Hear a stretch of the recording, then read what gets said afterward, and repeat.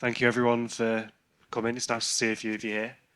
So this talk's called Power to the People, but which people?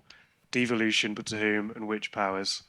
To what effect? Nice long title for you. So I'll just start off by introducing our speakers here. So we've got Simon Biltcliffe over there, the co-leader of the Yorkshire Party. Councillor Claire Douglas, leader of the City of York Council. Baroness Judith Blake, former leader of Leeds Council and Labour spokesperson, and Councillor George Jabbour, who's on the North Yorkshire Council Audit Committee. So this is all about devolution and who it empowers. And obviously we've seen devolution happen across the UK in the last few years, and it's continuing to happening, and it's happening in North Yorkshire as well next year when we have an elected mayor who takes on new powers such as transport, housing and skills and things like that. So as we start, I'm just going to go around our speakers and they can take a few minutes to give their thoughts on this subject. So Simon, do you want to start us off? Hi there, thank you. To be honest, can everyone hear without,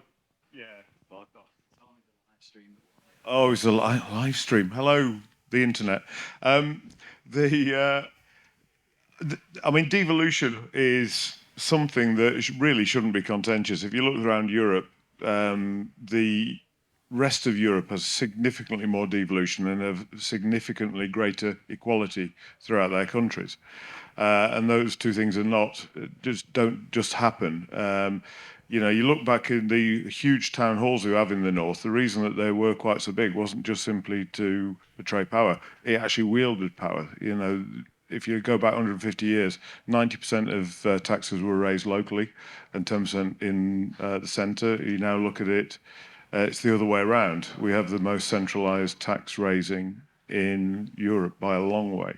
And we have to go cap in hand to Westminster, and every decision gets indexed against the power at Westminster, which isn't always, and I would argue rarely, aligns to the needs of the people throughout the rest of the country. It's a very London-centric set of parameters that are in the Treasury, that are in the decision-making corridors of power. So the idea of devolution is, specifically for Yorkshire, there's 5.5 million people here. And yet we have no real effective power to decide how we spend the taxes that we pay. It's 163 billion economy is the Yorkshire region. And we need to have power. And I don't mean that in a kind of megalomaniac way. We need to have self-determination to decide the kind of investment approach that we want to work with society, with the private sector, and to use public finance to give the infrastructure that we need.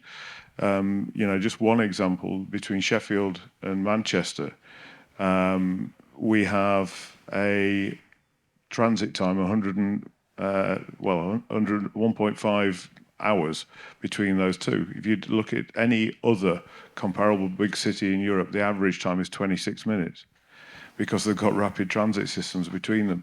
And these are the two least well-connected big urban centres in the entire of Europe, and that includes the old Eastern Bloc, if you say. I mean, we look at productivity gaps, and productivity is really important because that raises people's life chances, it raises people's opportunity to earn good money, and also gives greater tax yield. So it's a virtuous cycle. But when you can't connect between these great cities of the north easily and cost effectively, it really denudes the opportunities for people living here.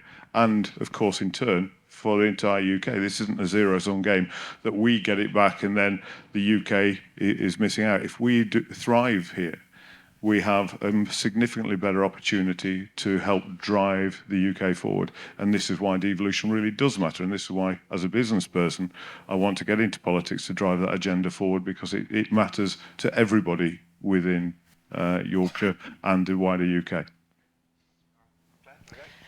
Thank you and welcome everybody. So I'm the leader of the City of York Council, and George and his colleagues in North Yorkshire and my colleagues in York will be coming together in the combined authority over the coming months with the election of a mayor in 2024.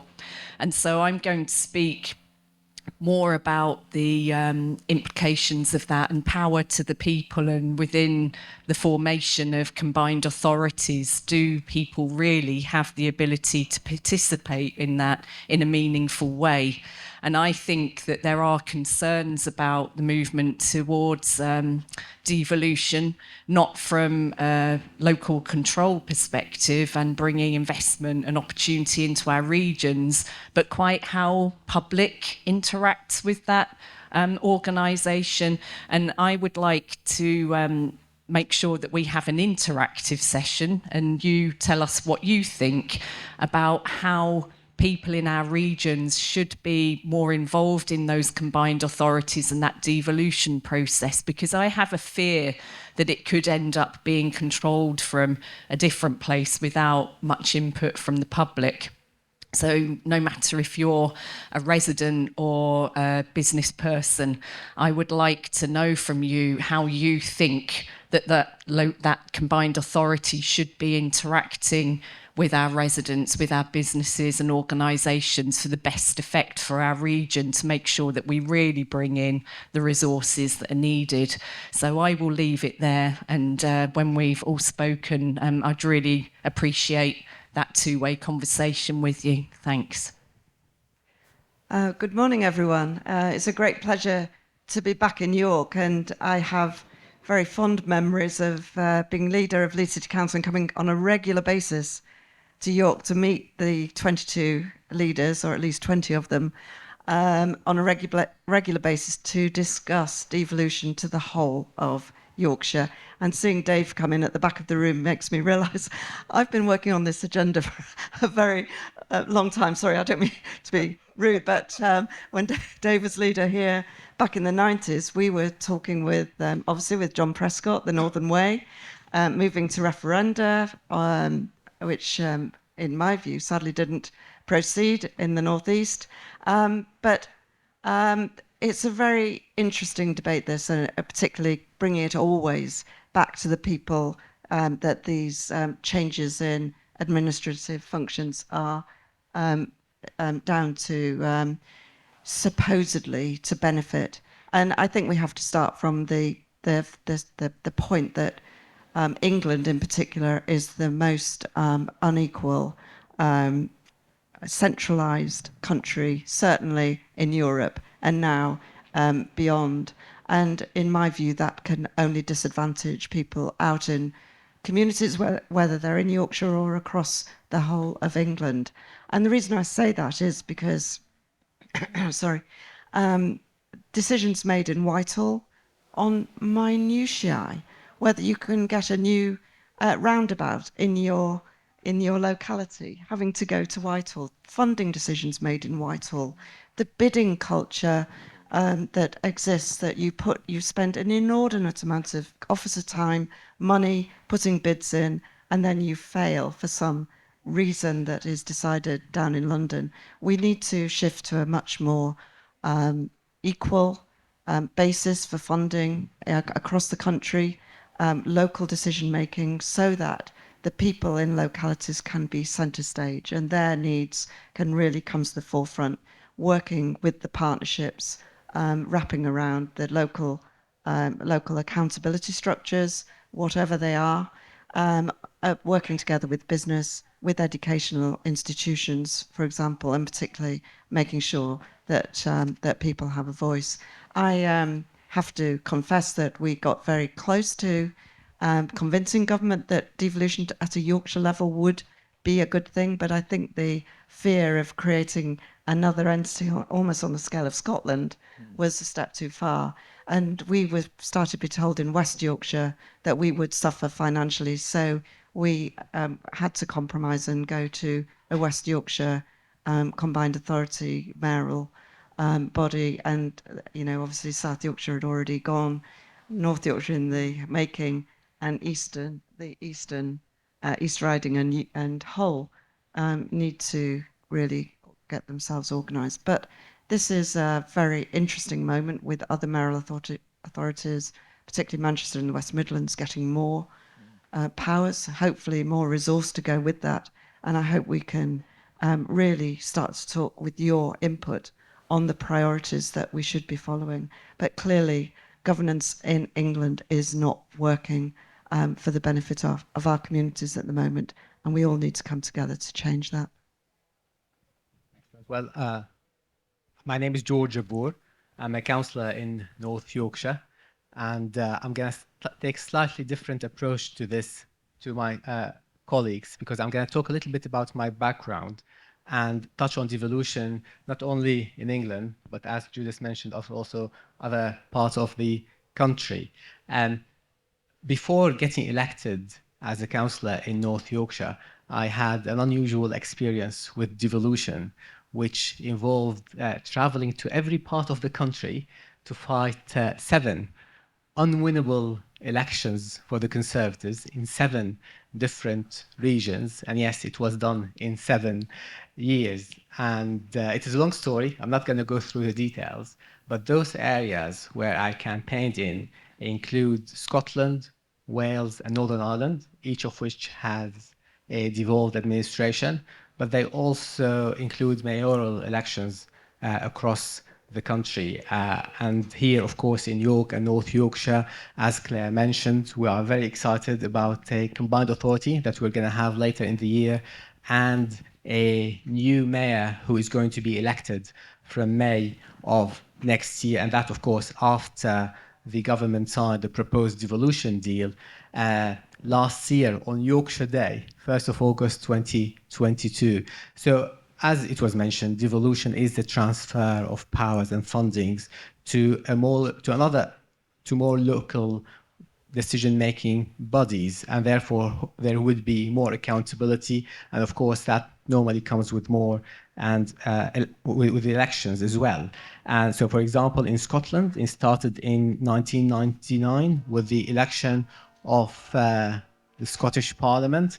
They have 129 members of Scottish Parliament, MSPs, and they have a remit to legislate on a wide range of issues apart from reserved matters to Westminster. So, for example, the Scottish Parliament can have policies on health, education, adult social care, and in also policing and justice, but not things like foreign policy, defence, immigration, monetary policy.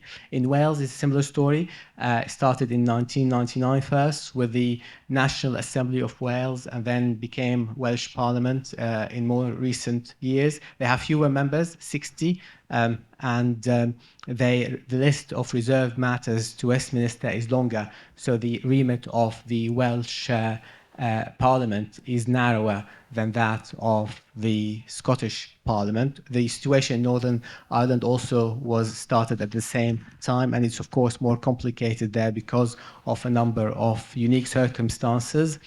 So that these are the devolved administration in Scotland, Wales, Northern Ireland. Within England, actually, the first directly elected mayor with devolved power was the mayor of London, who was elected first in the year 2000, together with the London Assembly that hold them to account.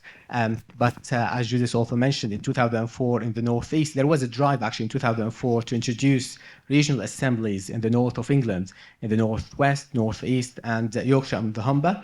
Eventually, only one referendum went ahead, and that's in the Northeast, and the vast majority of people rejected the idea of setting up a regional assembly in the northeast. Then the agenda of devolution resumed a few years ago with metro mayors, the combined authority mayors, but it is started with Liverpool and Manchester's at metro areas, and also Tees Valley. So I thought I would just take you through a quick whistle-stop tour around the country to talk about devolution from a wider perspective, and hopefully we'll talk also a lot about York and North Yorkshire and what we're going to be doing in this part of the UK. Great. Thanks, everyone. So, yeah, it's probably about time that we start talking to all of you, and you can start asking some questions. So everyone seems pretty much in agreement that devolution is something that they want to happen. Does anyone have any reservations about devolution? Go on, go for it. Ask whatever you like. Yeah, I'm George. I come from Worcestershire. If you live in Hereford, you've got a councillor, a police and crime commissioner, and an MP. If you live in Hackney, you've got 3 councillors, 2 mayors, 12 London Assembly members, some at regional and some at London-wide, and your police and crime commissioner happens to be one of your mayors. If I was to sit down for 1,000 years and come up with a scheme that is more likely to cause apathy and confusion amongst the public about who does what, I couldn't come up with a better idea than the absolute clown who invented this system that we live under at the moment. So my question is, why do the people of Scotland deserve a parliament but not the people of England? Why do the people of Manchester deserve a mayor but not the people of Mansfield?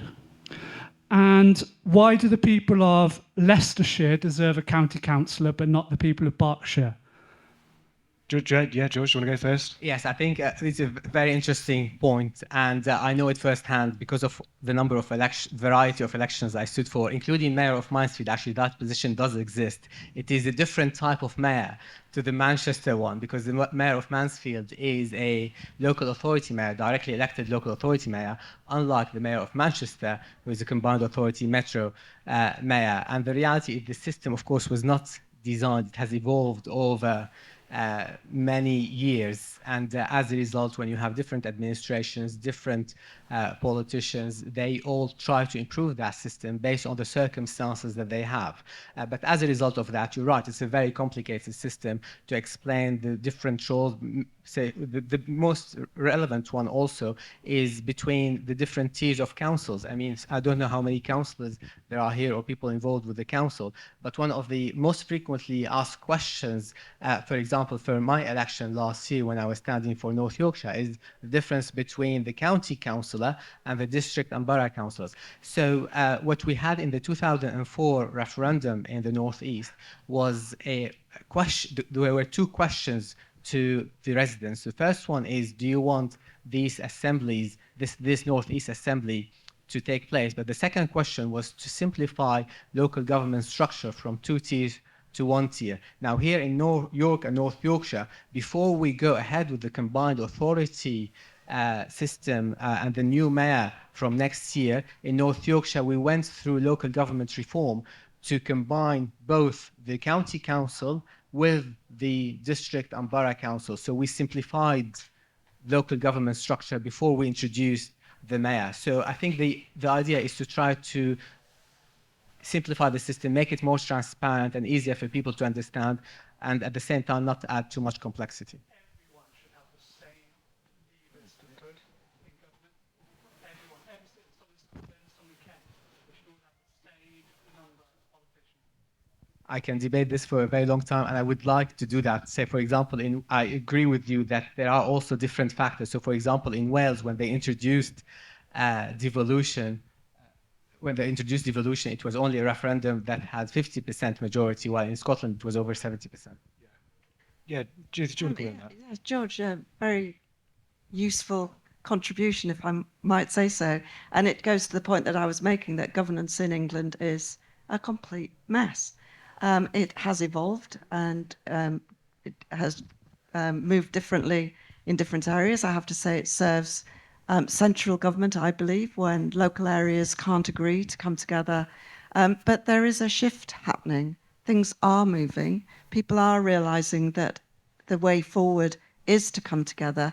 When I was leader of Leeds, it used to be said in Westminster, oh, well, there's no point talking to them in West Yorkshire because Leeds and Bradford will never be able to work together. And we've proved that that is completely unfounded, and we have a very strong relationship. There's another discussion at the moment, taking part in another tent about the culture, City of Culture in Bradford in 2025, building on the back of the culture year in Leeds this year. Great relationships developing. But unfortunately, now I've gone from local government down to Westminster, what I find is there isn't, despite the rhetoric, I would say there still isn't a huge appetite to really grasp this. And some of the structural changes that need to take place are in the too difficult to deal with box. And, politicians are obviously looking to the next election, to the next vote, and they don't want to upset their local councillors, their local parties. But there is a drive that's moving and we have to grip it. But I would just put back a challenge.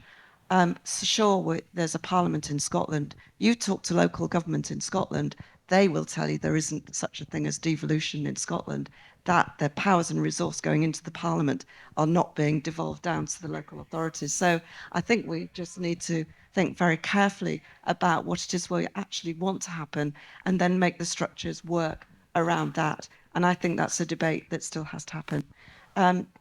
It's, the centralising drive has been taking place for decades and has just been absorbing functions into government. It's a huge task to reverse that, but I think the appetite is there now, particularly, as George says, when you look at other countries who are really moving ahead and doing so much more because they can come up with bespoke skills programs, for example, for their areas. Look at Germany. Absolutely extraordinary how they work at that regional level to deliver what the people in the communities there need. Yeah. Claire, you're obviously working closely with what's going to be happening next year. How do we make sure that the North Yorkshire Combined Authority works in a way that does empower people and does actually change things for people? Yeah, absolutely. I think, you've challenged me to think about what it is that's good about the fact that we might have politicians, elected officials lower down the pecking order as well, because when it's done well, that's who people speak to, the folks, the elected officials they see in their communities and out on the streets and actually do. I think my microphone's gone off, is it? No. And when it's done well, those local contacts, those elected officials are who people on their streets, in their communities, will actually speak to. And I'm thinking that if you take all of that away, how do you feed up into the system? I think it gets really difficult and people become more and more disenfranchised and distant from their politicians and also therefore decision making. But I suppose what we've got at the moment is a disjointed system, haven't we, with different decisions made in different places that mean that therefore it gets quite confusing. So in my view, I think we have to find a way that brings the best of those together. That means, and for example, I'm a city councillor, I'm in my community, I speak to people and understand or try to understand the challenges that they face on a daily basis. And I think if we lose that, and we haven't got that ability for me, for example, to feed up to my MP, and as leader of the council, I feed into my regional other leaders and other MPs, etc., then how do elected officials really keep in contact with what's going on in communities? I think that's a real danger. So again, we know that people are finding themselves more and more distant from the political process. But I'm not sure that taking away every possible point of contact with them to elected officials necessarily is the way forward. How do we maintain that but make sure that we've got effective local decision making and powers at the same time? Another question to you. Well, do you want to quickly come in and then we'll come to you? I mean, the way I look at it is really simple. If you were to run a business along those lines, it wouldn't work, it would fail. Because there's no clear responsibility, there's no clear understanding of who does what. If you think of voters as clients, it's really simple. You want to have clear simple lines of contact with responsibilities. I stood for South Yorkshire Mayor on behalf of the Yorkshire Party. I got 35,000 votes in that election. And it was clear to me that nobody actually knew what they were voting for. The actual responsibilities that I could have had as South Yorkshire Mayor were two things. One was adult education, and the second thing, which is buses, which were all privatised anyway, which I couldn't do anything with, which was designed. That was it. The rest of it's soft power. So there are different forms of devolution. That is clearly just a lip service to it. We need to make voting something that people take with gravity and understand why you're voting and what you're doing. So get clarity, get transparency. What you outlined, absolutely, it's madness. And I think if you had a proper devolved parliament, it would be much more straightforward. It would be much, but you need to have roles and responsibilities. And what you're saying about in Scotland, where they haven't delegated to that next layer down, it's because it hasn't been defined what they need to do. It hasn't. But in any organisation, you'll all work in, some for profit, some not for profit. You have a clear job description, you have a clear role, you have an organisation chart. And how could you possibly do one like that? It's a Gordian knot of intrigue. And if coming from business into politics, a lot of the stuff that you do in successful organisations, if you apply to politics, would work. It's all about collaboration. And I think you can see there's a broad consensus that devolution is something that we all want because it makes sense for people locally to make the decisions that act on their behalf locally. And if we make it so it's accessible, so it's understandable, people will engage again with the political process. In the last election, in the local election, it was the lowest ever turnout.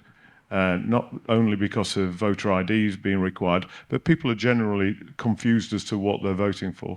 So, but politics is important because it's the rules by which we live our lives, which is why I'm trying to get involved in it. Even though the last thing I want to be as a politician, I do think there are huge amounts of things that need to change in the world. So you've got to be on the inside to change things rather than the outside just shouting at it. So I think devolution is a great way to achieve this. Did you want to come in there and ask a question?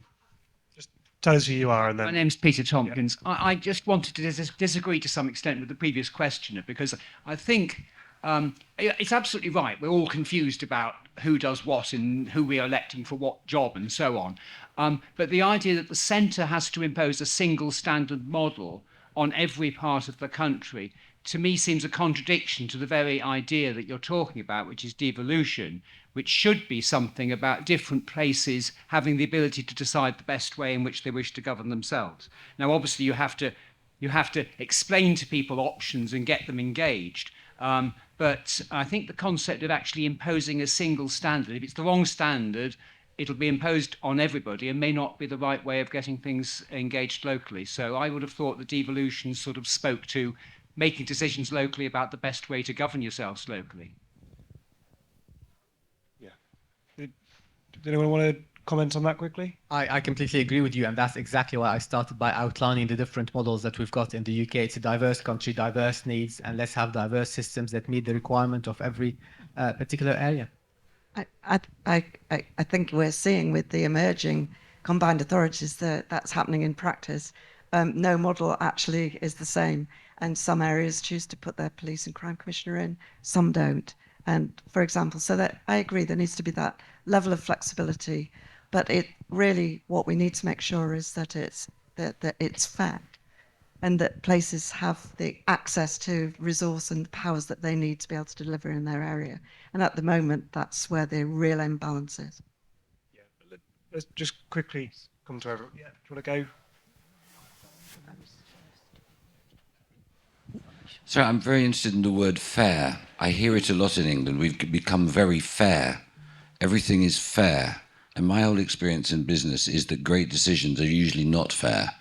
By which I mean, if you're a council and you put your money into a spread thing across everything, because you've got all these responsibilities, you will never take the decisions, which means that then leads to that, then leads to that, then leads to that. If it was successful, why are your rivers so filthy? If it was, I mean, if you make a list of things that aren't right, these are things that local government should be in control of in terms of managing the stuff. and yet you've got a budget the size of a small multinational and a lack of a professional staff to manage it, I would say. That's not meant as an insult. What I mean is, in Holland, my native country, when you get elected, I'm talking about elected officials have to go on a 3-month course to understand how to manage budgets, how to manage local government. And it's made a huge difference to us in Holland, because you actually get a professional class of elected official that is actually able to take decisions for the civitas, the people, that have a long-term impact, rather than continuously putting bandages on what is needed. Forgive me if that sounded as if it was rude about local officials. I have nothing but respect for people who take on these noble roles.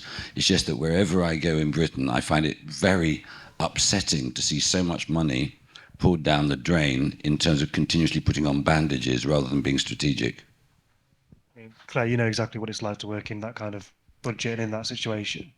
Yes, no, absolutely. And I can't really speak to the comparison to the Netherlands. I don't have experience of that.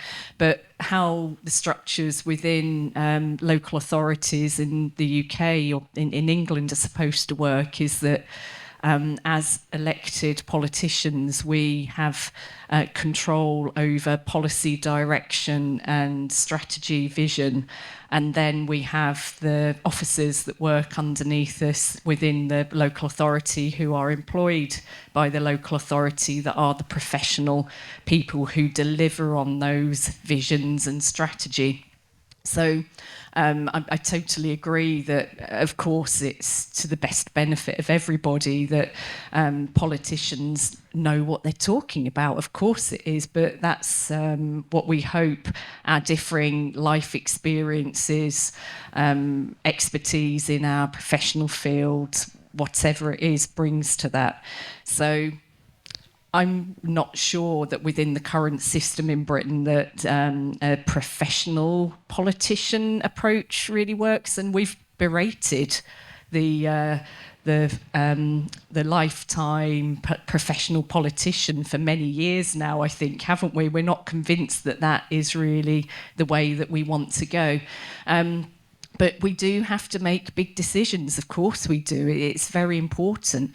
And to be honest, I think our decision making is being diminished because our budgets just about cover those statutory services of children's services and adult social care that we absolutely have to deliver on. And so that is where our absolute focus is. And beyond that, and you know, I'm just in post as leader of City of York Council.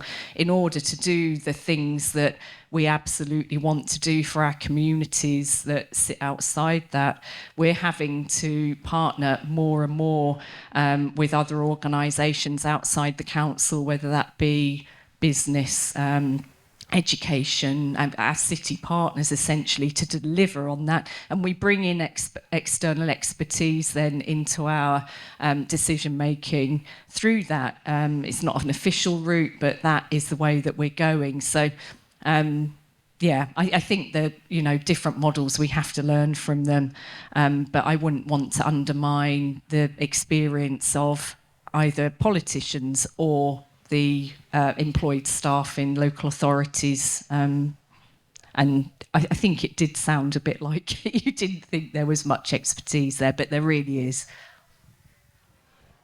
I think just picking up on the point about rivers is a good one for devolution. I mean, if you had a devolved parliament and you had proper responsibility for that, that's the kind of thing you can enforce on a local level. It's really simple. You've got accountability, you know who's responsible for it. You would have the powers to be able to take, in this case, Yorkshire Water to task, and you could work it out locally, as they do in most of the rest of the European Union and beyond. It is that devolution, that accountability. We feel powerless. You know, we've got you know, you've got Bridlington Beach you can't go on at the moment for that. We've got it's not really easy to see how we can influence things. And that, again, disenfranchises people, think, well, what's the point? What can we do? Whereas if you want to empower a region, you need to have real and meaningful power. But you're right. If you look at any role where you have that kind of responsibility, you need to have training. You've got to have training. It's not. There's a difference between being a lifetime career politician and being competent. And I'm not saying people aren't competent, but there's no way of knowing. If they haven't had any training and assessment and evaluation, it's not difficult to do. I wouldn't put somebody in the front line within my business if they didn't pass a certain level of competence. You get elected, and then you can make sure that you've got the skill set to understand the kind of budgetary. Not everybody understands a balance sheet and things like that, which are really important to be effective in your role. So I think both of those two things kind of show the gaps in our current political system. Yeah, I think you wanted to come in. I think he's... My name's Martin. I'm a York resident. Devolution, I'm fully support. I think it's a great idea. I think it's particularly important for the country to develop. However, all the things I'm hearing this morning are talking about power, talking about finances, and I'm concerned that do we know what the structure of the North York and York mayoral body will look like? How many people are going to be employed? Who's going to pay for it? Are they going to be effective? What are the powers that are going to come down to us? At the moment, politicians are held, I think, in total disregard by the public. We think that we're apathetic about politicians at the moment, I believe, because of all the mess that seemed to have been created. Let's hear something positive. I want someone to start cheerleading. What is a mayor going to do? What is going to happen in York? What are the changes going to be? What's it going to cost? What savings are going to be made as a result? How many people are going to be employed? What is the cost-benefit analysis? Judith, can local mayor change the way that people view politics and politicians and perhaps feel more valued? I think, Martin, your comments are absolutely critical at this stage in the journey of York and North Yorkshire, and I'm sure Cllr in particular will be able to fill you in on the thinking of that. But when you actually go through the process, as we did for West Yorkshire, you have to put forward a prospectus to government. You have to really nail down the areas of responsibility and what you want to work on. Where I think there is a gap is the fact that how you communicate what you're doing to the wider population. How can they be really motivated to get involved and to actually have a say in what they want to see as part of the deal? And I think that is something that is lacking, and you're expressing your concern that you're not sure of the level of detail. But I would be amazed if York and North Yorkshire aren't going into this with a fine-tooth comb, and maybe Cllr would like to update you on where they are in that journey. But the fact is that it still is imperfect. And I think we have to be absolutely honest about that. We can look at other areas where people claim to be further ahead, and there are still enormous gaps that we need to iron out. So I think your point is well made, but I wouldn't underestimate the amount of thinking that really does go in. And of course, the whole purpose of the devolved deals is to bring powers and resource down from government. When we were putting our West Yorkshire deal together, there was a moment when one of the ministers started to ask us what powers we were going to take from local government to put up to the mayor, and actually we completely refused to talk on that basis, because what we need to make sure is that through the mayor, working in equal partnership with the leaders of councils in that area, that they feed right back down into the areas that local councillors represent, and they will come out with different priorities. But I hope I'm right in assuring you that there is a huge amount of work going on both in the North Yorkshire area and York itself in making sure that that is fit for purpose and will deliver change, which is what this is absolutely all about. Yeah, go on, then we'll get another question in. Yeah, so at this point in time, the order is going through the Houses of Parliament to come back and create the mayoral combined authority, with combined authority coming into effect in early November. And within that combined authority sits the two constituent local authorities, which is York and North Yorkshire. And so it's early days for me in that relationship, in that role, but pre-election I was already, along with our deputy Pete Kilbane speaking to Cllr and Gareth Dadd, who are the leadership in North Yorkshire, about how this would work and how we would work together, and about pragmatic politics in order to get the best out of this for our region as well. So on that committee sits 2 representatives from York, 2 representatives from North Yorkshire, leader, deputy leader. The mayor will join that when they're elected in May 2024. The police, fire and crime commissioner will also be subsumed into the combined authority. And also the local enterprise partnership will be subsumed into that combined authority too. So it really does bring quite disparate, what considered to be at this point, disparate organisations together who are working for the benefit of our region, but doing it in silos, essentially. The cost of running that will come from, in the first stages, the devolution deal. So there's £1 million to set up this structure. And at this point in time, the 2 constituent authorities are very much in agreement that we want that combined authority to be a lean, mean machine. We don't want it to be a huge organisation in its own right. We just think that is duplication and not cost effective. Once the mayor comes in, though, of course, they will have control over that structure, and it will be our role as constituent local authorities to make sure that we represent the views of our residents on how they want that combined authority to work. So the powers that we have and will have immediately is around, within the combined authorities, elements of housing, but not all of it.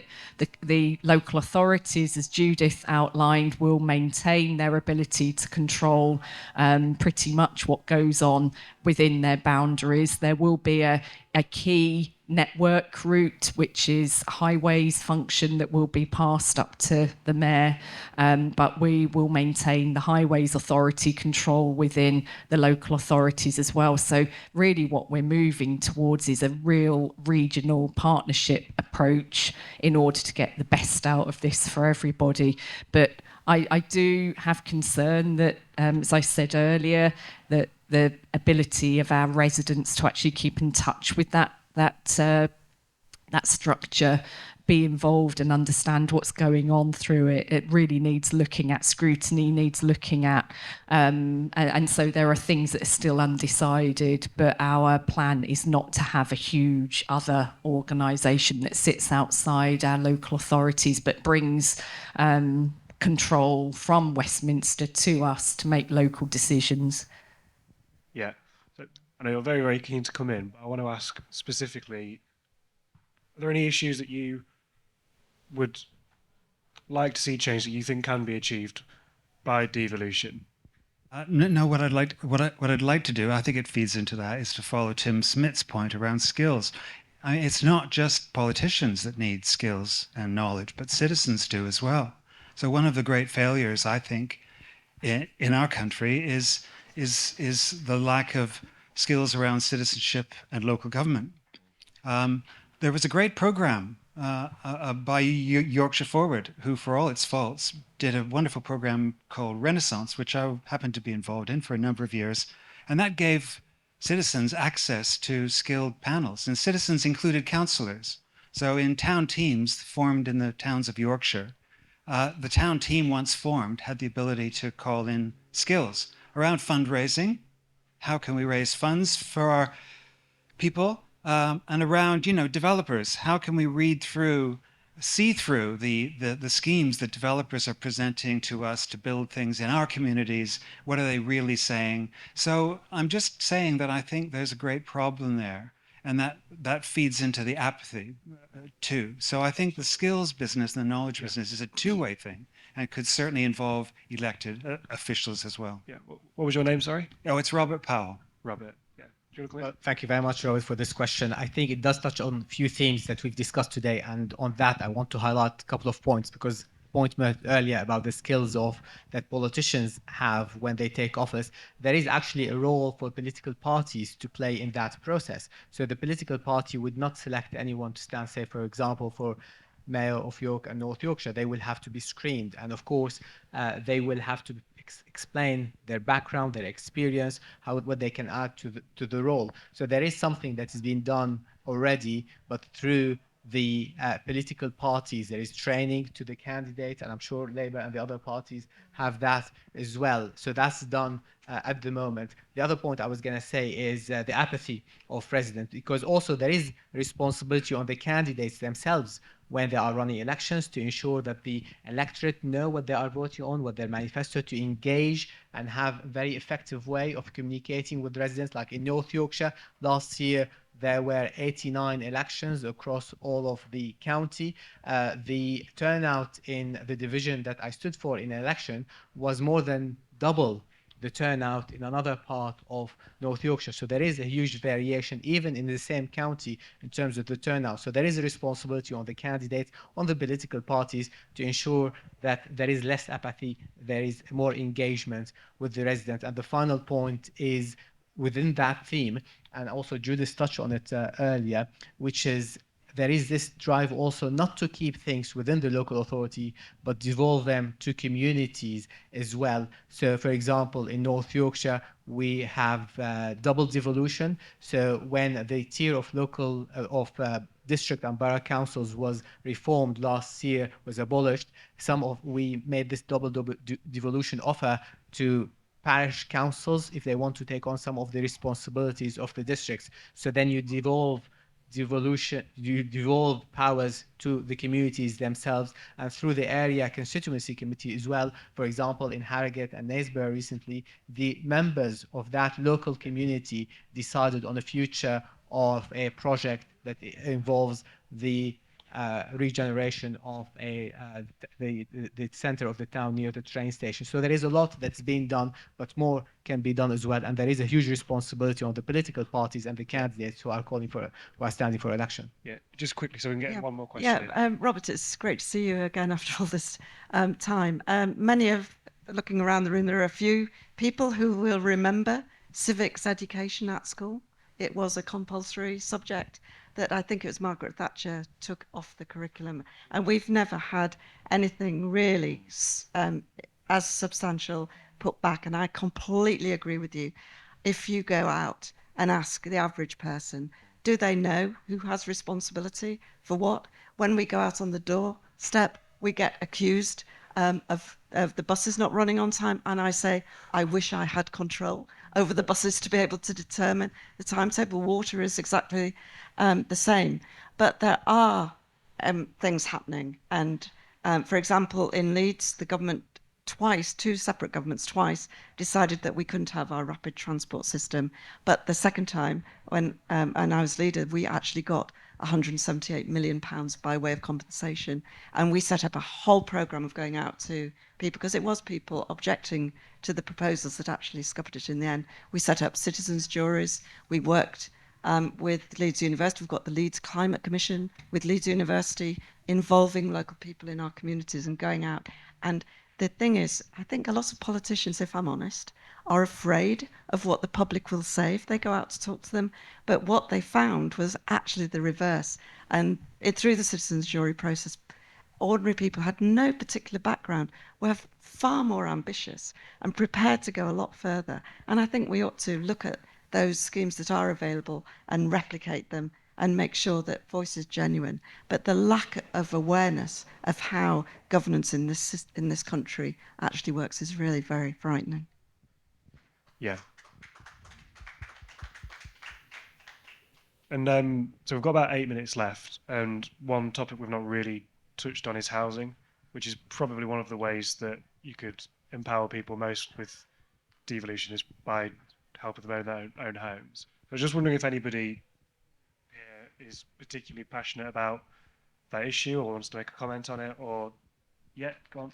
Thank you. Yeah, so where I'm from Derbyshire, in like middle-sized town, and we had one where there was a proposed housing development like 5 minutes from where I live that went through, local people protested it, and that got the council then took it off, but then Robert Jenrick, when he was a housing minister, intervened at a government level, said no, you got to build it, and now it's being built. So I've not really fully decided what I think of it yet, but I guess that's an example of where, like what you were saying about kind of the national government intervening kind of in lieu of what the local people want. And I'm sure it's not, sure the similar situation is happening across the country, because obviously we do need to build houses. There's a bit of a housing crisis. People in my generation will be the first to say that.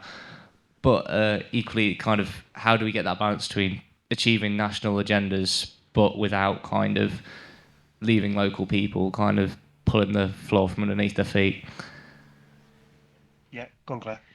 Thanks. And yes, it's a really difficult balance, that, isn't it? Because we all know, I think, I rarely speak to anybody who doesn't think that we need to be building more housing and accommodation of various types. It's just, in York, it's a real problem, and we need to get on and do it.